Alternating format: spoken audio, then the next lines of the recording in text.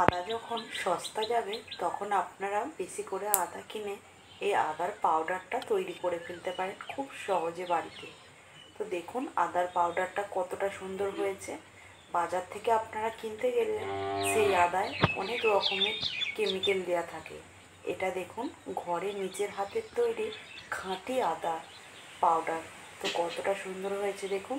এইভাবে আপনারা একবার বাড়িতে তৈরি করুন, সারা বছর সংরক্ষণ করে রাখুন। সম্পূর্ণ ভিডিওটা দেখতে থাকুন, আশা করছি আপনাদের খুবই ভালো লাগবে। তো বন্ধুরা, আদার পাউডার তৈরি করার জন্য এখানে আমি দেখুন 400 গ্রাম মতো আদা নিয়ে নিলাম।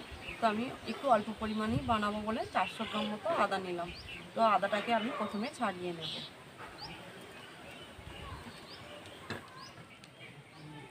দেখুন আদাটাকে আমি আদো আদো করে ছাড়াবো, মানে সম্পূর্ণ খোলাটাকে ছাড়াবো না। তো হালকা করে খোলাটাকে আমি ছাড়িয়ে নেব। তো বন্ধুরা, আপনারা বাড়িতে এইভাবে আদার পাউডার তৈরি করবেন। তো সবারই সব সময় কাজে খুব ব্যস্ত থাকেন, খুব কম সময়ের মধ্যেও এটা তরি তরকারিতে দিয়ে আপনারা খেতে পারবেন, খুব তাড়াতাড়ি হয়ে যাবে। আর আদা এমনই একটা জিনিস যে আদা সব আমিষ বলুন নিরামিষ বলুন সবেতেই ব্যবহার করা যায়।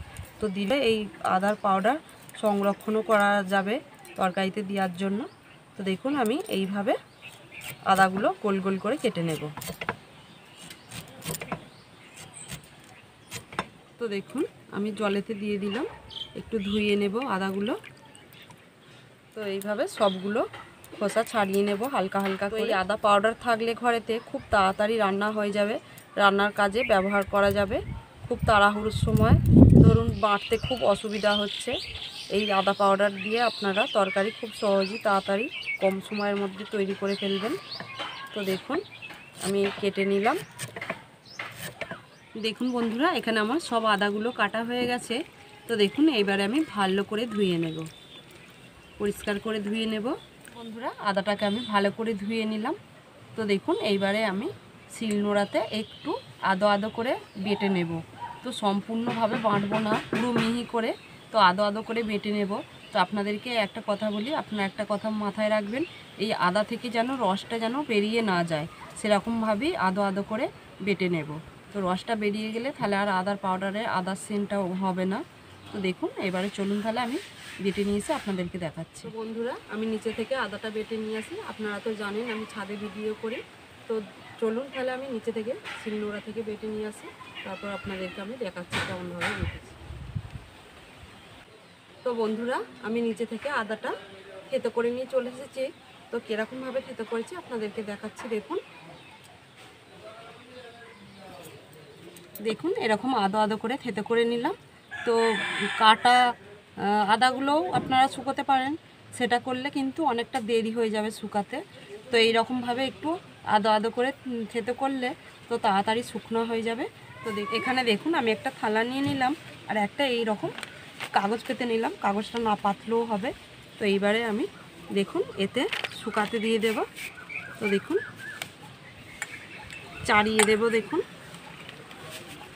তো আমার জায়গাটা একটু ছোট হয়ে গেছে, পরে আমি চেঞ্জ করে আমি ভালো করে একটা বড় থালাতে শুকাতে দিয়ে দেব। তো দেখুন আমি এখানে সব আদাটা দিয়ে দিলাম, দিয়ে একটু মিলিয়ে দেব। তো রোদ্দুরে শুকাতে দিয়ে দেব। আদাটা আমি এইবার রোদ্দুরে শুকাতে দিয়ে দেব। তো কদিন লাগবে আমি ঠিক এখনও বলতে পারছি না, যতক্ষণ না আদাটা শুকোচ্ছে। তো আদাটা শুকিয়ে গেলে আপনাদেরকে বলছি আমার কদিন লাগলো আদাটা শুকোতে। তো চলুন তাহলে আদাটা শুকনো হওয়ার পর আপনাদের সাথে দেখা হচ্ছে। তো বন্ধুরা, আদাটা শুকনো হওয়ার পর আপনাদের কাছে নিয়ে চলে এলাম। তো দেখুন কতটা সুন্দর আদাটা শুকিয়ে গেছে। তো এখানে আমার আদাটা শুকনো হতে 2 দিন লেগে গেল। তো আমি একটা বড় জায়গাতে বেশ ভালো করে চাড়িয়ে দিয়েছিলাম, 2 দিন লেগেছে শুকাতে। তো আপনাদেরকে দেখাচ্ছি কতটা শুকনো হয়েছে আদাটা। দেখুন বন্ধুরা, আদাটা কত সুন্দর শুকিয়ে গেছে 2 দিনে। তো দেখুন আর কিন্তু শুকিয়ে অল্প কটা হয়ে গেছে। তো কতটা আদা কেটেছিলাম আপনারা দেখতেই পেলেন। তো শুকিয়ে অল্প কটা হয়ে গেছে। তো চলুন তাহলে এইবারে এই আদাটা আমি মিক্সিতে একটু গুঁড়ো করে নেব। তো আমার উপরে তো মিক্সি আনা নেই, উপরে কারেন্ট নেই, নিচে থেকে আমি মিক্সি থেকে গুঁড়িয়ে নিয়ে এসে আপনাদেরকে দেখাচ্ছি। তো চলুন তাহলে এবার আমি আদাটা গুঁড়িয়ে নিয়ে আসি। দেখুন বন্ধুরা, আমি আদাটা নিচে থেকে মিক্সি থেকে গুঁড়ো করে নিয়ে চলে এলাম। তো দেখুন কতটা সুন্দর গুঁড়ো হয়েছে। তো আপনাদেরকে আমি দেখাচ্ছি। দেখুন বন্ধুরা কতটা সুন্দর গুঁড়ো হয়েছে, আদা পাউডার তৈরি হয়ে গেল এখানে আমার। তো এইভাবে আপনারা তৈরি করবেন দেখুন।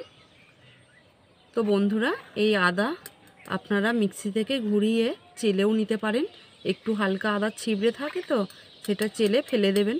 তো দেখুন কতটা সুন্দর আদা পাউডার তৈরি হয়ে গেল। তো দেখুন এইভাবে আপনারা তৈরি করবেন, আর দেখুন কোনো রকম ভেজাল ছাড়াই বাড়িতে তৈরি করবেন, দেখবেন কিন্তু আদাটা খুব সুন্দর হবে সেন্ট। আর বাজার থেকে যে আদা গুঁড়োগুলো কেনা যায় সেগুলো দেখবেন প্রচুর ভেজাল থাকে। আর যে হাতে আদা পাউডার তৈরি পুরো খাঁটি আদার পাউডার। দেখুন কতটা সুন্দর হয়েছে। তো আপনাদেরকে আমি বলে রাখি, আপনারা যখন তরকারিতে ব্যবহার করবেন, এটা তো শুকনো আদা, একটু অল্প পরিমাণে নিয়ে ব্যবহার করবেন, কারণ এটা শুকনো আদা বুঝতেই পাচ্ছেন। তো পরিমাণে একটু অল্প করে নেবেন। এইভাবে আপনারা আদা পাউডার বাড়িতে তৈরি করবেন, দেখবেন অনেক দিন ধরে সংরক্ষণ করে রেখে দেবেন একটা ডিপে ভরে। যখনই তরকারি করবেন একটু করে নেবেন, কিন্তু এতে কিন্তু খুব অল্প সময়ে তরকারি, মানে খুব তাড়াহুড়ো থাকলে আপনারা এ থেকে নিয়ে তরকারিটা করে নিতে পারবেন। তো দেখুন আমার এই ভিডিওটা যদি ভালো লেগে থাকে একটা লাইক করবেন, বন্ধুদের সাথে শেয়ার করবেন। বন্ধুরা আপনারা যদি আমার চ্যানেলে নতুন হয়ে থাকেন চ্যানেলটিকে সাবস্ক্রাইব করে রাখার অনুরোধ রইল। আপনারা তাহলে সকলে ভালো থাকবেন, সুস্থ থাকবেন, চাল মিষ্টি রান্নাঘর চ্যানেলে পাশে থাকবেন। ভিডিওটি আজকের মতো এখানেই শেষ করছি, দেখা হচ্ছে পরের একটি রান্নার ভিডিও নিয়ে। ধন্যবাদ।